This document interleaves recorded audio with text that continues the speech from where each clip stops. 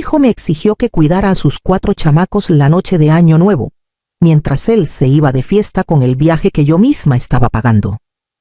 Esa idea me martillaba la cabeza cuando sonó el celular esa mañana en Spokane. Todavía no sabía que ese mensaje iba a desbaratar todo lo que creía de mi familia. Me llamo Saraí Morales. Tengo 62 años. Estaba parada junto a la barra de la cocina, ordenando las impresiones del viaje de fin de año, confirmaciones de vuelos, la reservación de la cabaña cerca de Valle de Bravo, la lista de actividades que pensé que les iban a encantar a los nietos. Llevaba semanas planeándolo, metiendo casi todos mis ahorros de Navidad en algo que soñaba que nos iba a volver a unir. Me imaginaba risas, esa sensación rara de estar todos juntos, tal vez hasta un ratito callado con mi hijo donde todo volviera a sentirse como antes. El celular volvió a vibrar. Mamá, tú te quedas con los niños el 31. Ya apartamos la cena de cuenta regresiva en el lago. Son nada más 7 u 8 horas. Lo leí 2 veces. Los dedos se me enfriaron sobre los papeles. No había signo de pregunta, ni un por favor. Solo una orden echada como si fuera lista del súper. Antes de que pudiera respirar llegó otro mensaje. Total, tú no tienes nada que hacer. Mejor ayúdanos para poder disfrutar la noche. Ese era de su esposa. Cortito, sin cuidado. Lo suficientemente filoso para que doliera. Ojalá pudiera decir que me sorprendió. No fue así, para nada. Fue como pisar otra vez un moretón que nunca sanó. Ya había perdido la cuenta de cuántas veces había movido cielo, mar y tierra para que ellos que trabajan hasta tarde, que se van de fin de semana, que surge una emergencia que nunca explican del todo. Les dije que sí con gripa, con entregas del trabajo, con apuros de dinero y hasta un invierno en que casi me parto la madre en el hielo, llevando a los niños a la escuela, mientras mi hijo se quedaba bien a gusto en casa. Aún así, este mensaje, esta seguridad de que yo estaba disponible, desechable, obligada, me cortó más hondo que todos los demás. Miré la pila alegre de planes de viaje sobre la mesa, el anticipo de la cabaña que di hace 3 semanas, la lista impresa de lo que les gusta a los niños, todo el cariño que le puse a cada detalle.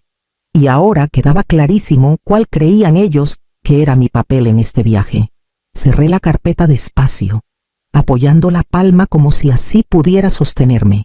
Había cosas que necesitaba recordar, cosas que había hecho como que no existían demasiado tiempo. Y sentí el viejo dolor de todas las veces que dije sí cuando debí quedarme quieta y respirar. Esa mañana entendí que el mensaje no era por el Año Nuevo. Era por todos los años de antes.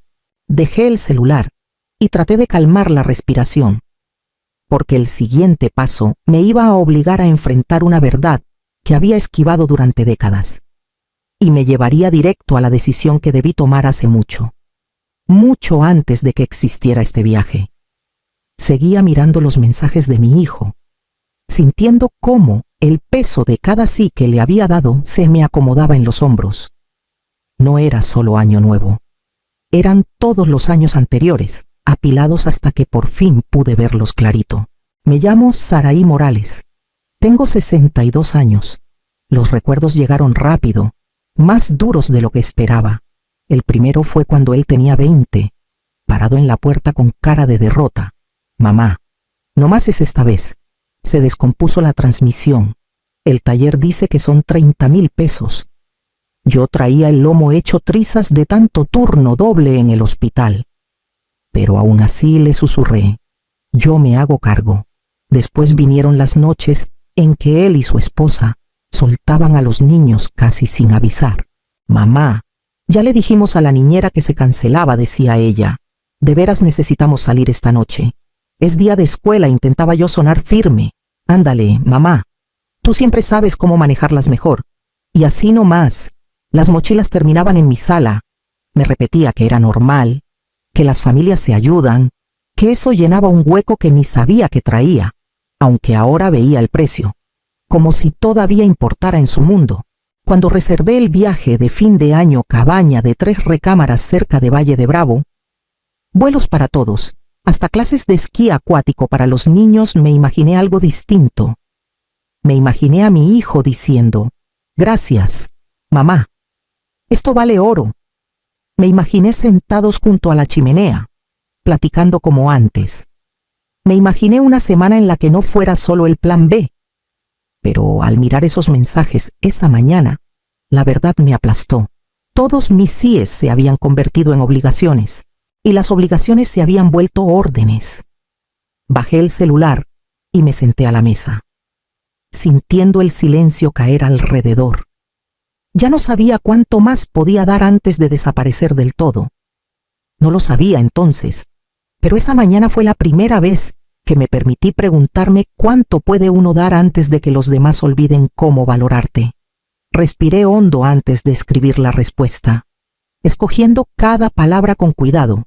No pienso pasar la noche de Año Nuevo cuidando niños, escribí.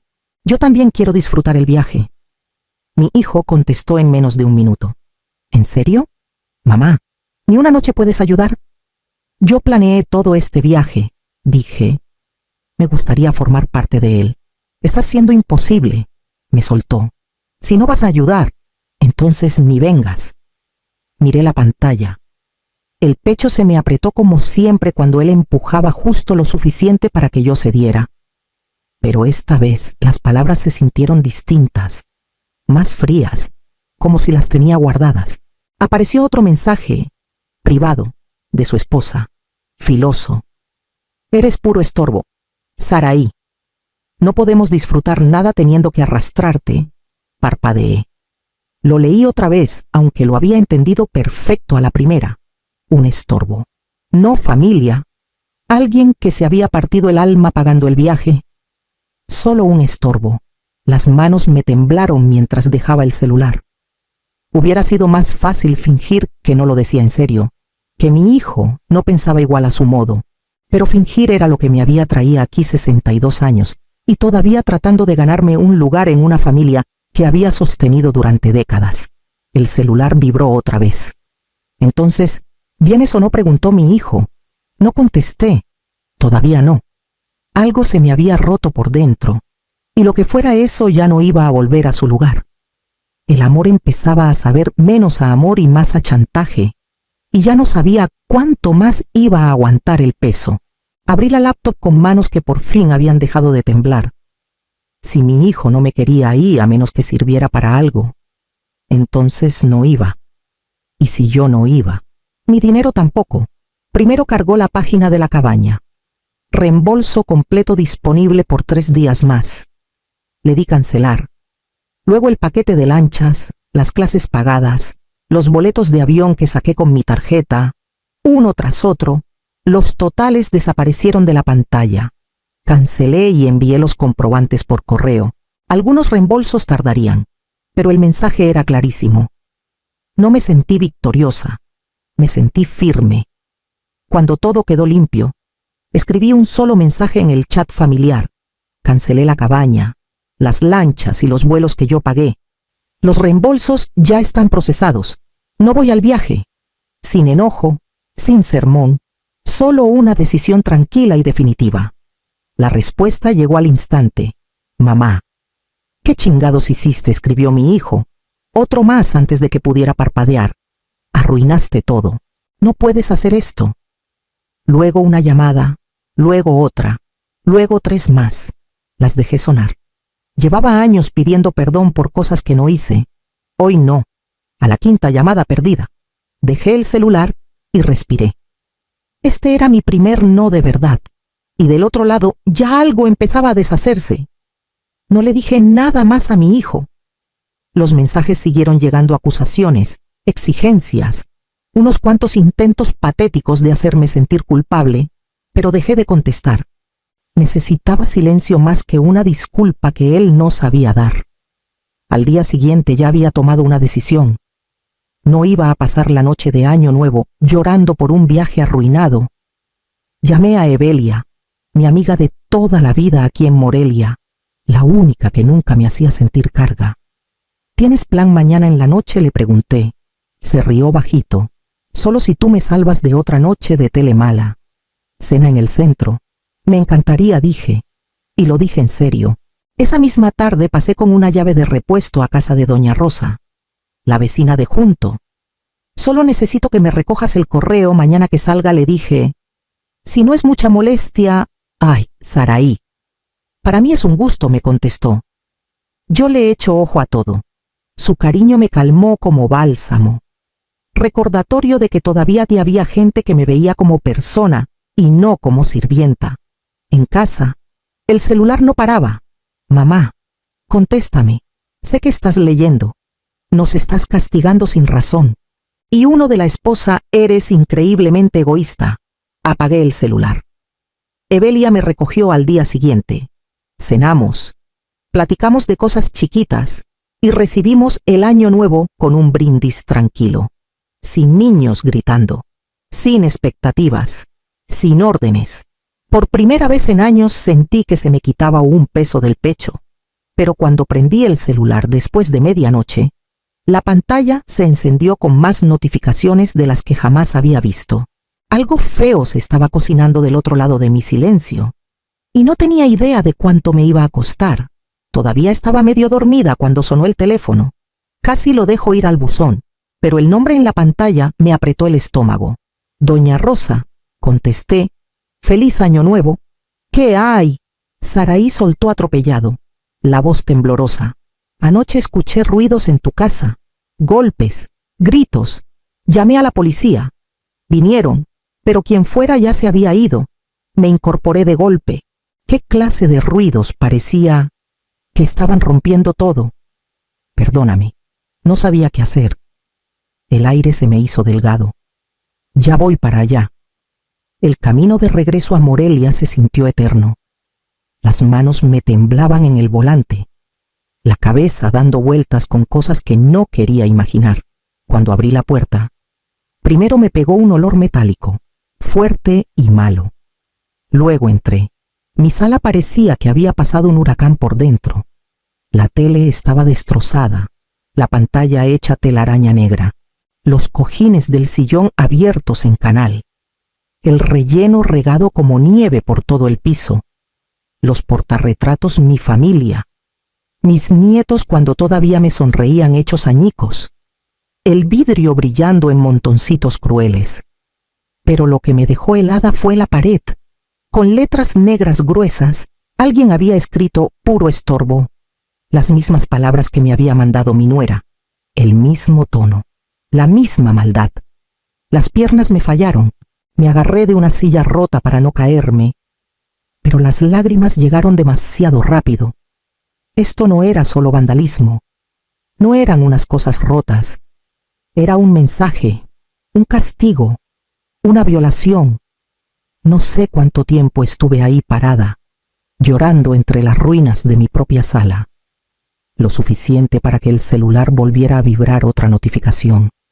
Otro recordatorio de la gente que me había empujado al silencio y luego me castigó por él. A mi espalda, la puerta crujió. Me volteé y vi a doña Rosa parada en el marco. ¡Ay, Saraí! Se tapó la boca. No pensé. No sabía que estaba tan feo. Me limpié la cara. Gracias por llamar a la policía. Me apretó el brazo. Tú no mereces esto. Asentí, porque todavía no podía hablar. Mi casa, el único lugar donde me sentía segura, la habían despedazado. Y lo peor era que, en el fondo, ya me temía quiénes habían sido. La verdad me esperaba en el siguiente paso. Y sabía que iba a cambiarlo todo. Estaba parada en medio del desastre, limpiándome la cara con manos temblorosas. El silencio era pesado y feo. Me obligué a moverme, pasando por encima de los marcos rotos hasta llegar al mueblecito donde guardaba el router y el centro de las cámaras de seguridad. Las había puesto hace 6 meses después de varios robos en la colonia. Nunca pensé que las necesitaría para esto. Abrí la aplicación. El video empezó a cargar. En cuanto apareció, se me cortó la respiración. 10:41 de la noche. Mi puerta principal se abrió. Mi hijo entró primero. No tocó.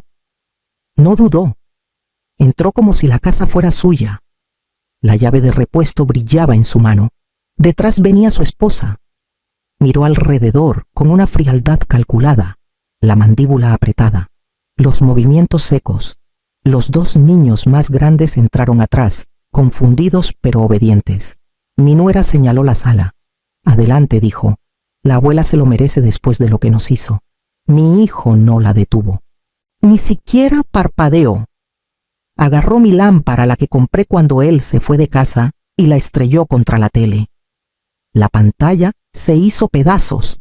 Sentí la lágrima resbalar antes de poder detenerla.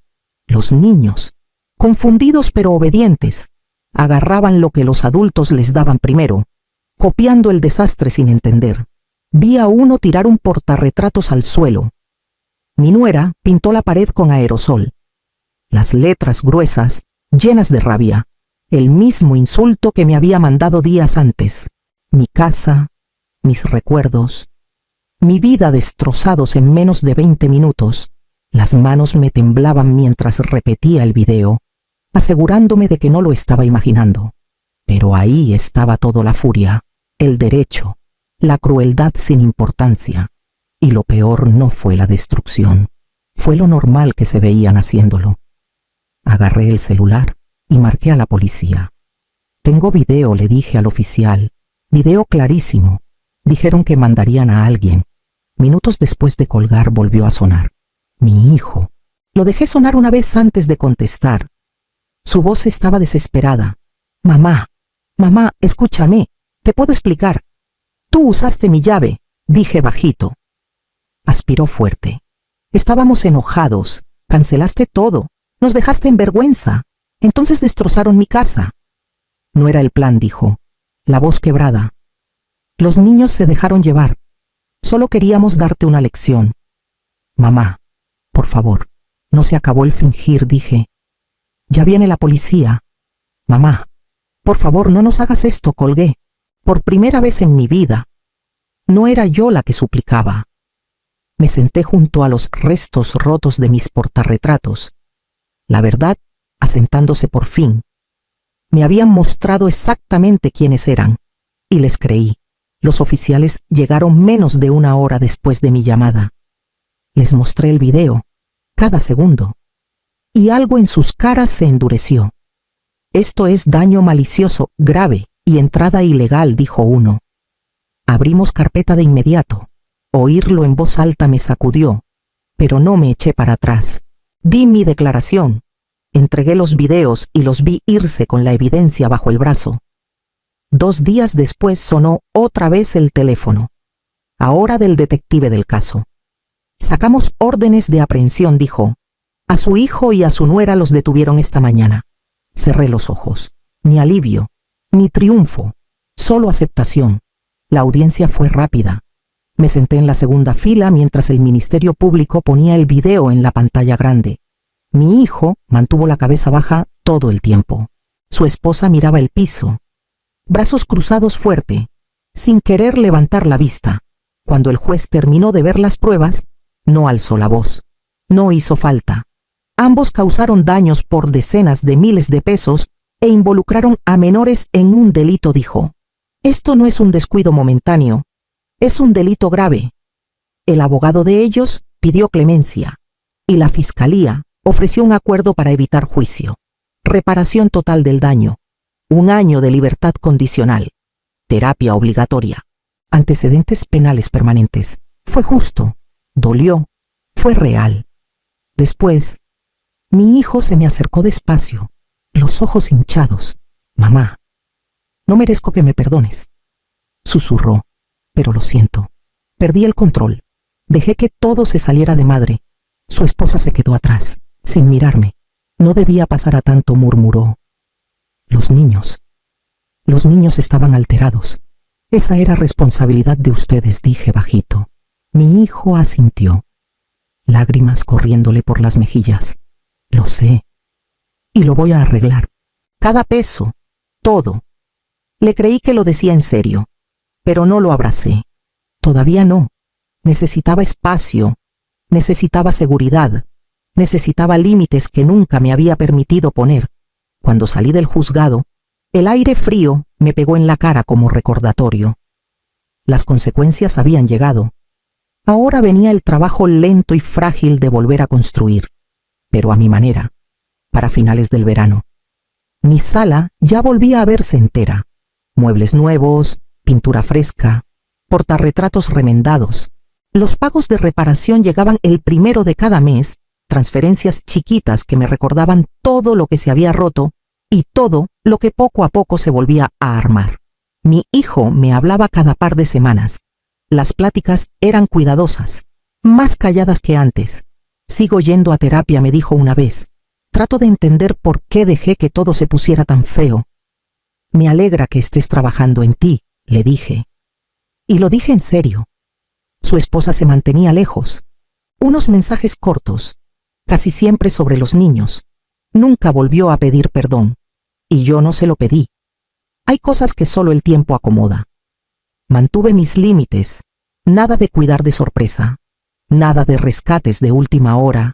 Nada de préstamos. Ni solo esta vez. Ni doblarme para que otros estén cómodos. No era venganza. Era supervivencia. Cuando llegó diciembre, no planeé nada grande. Solo una cena sola. Un libro y un té. Apagué la tele. Escuché los cohetes lejanos por Morelia y me permití sentir la paz de un año que por fin había recuperado. Cerca de la medianoche, el celular se prendió con un solo mensaje de mi hijo. Mamá, feliz año nuevo. Sé que todavía me falta mucho para volver a ganarme tu confianza, pero ojalá este año te trate bien. Te lo mereces.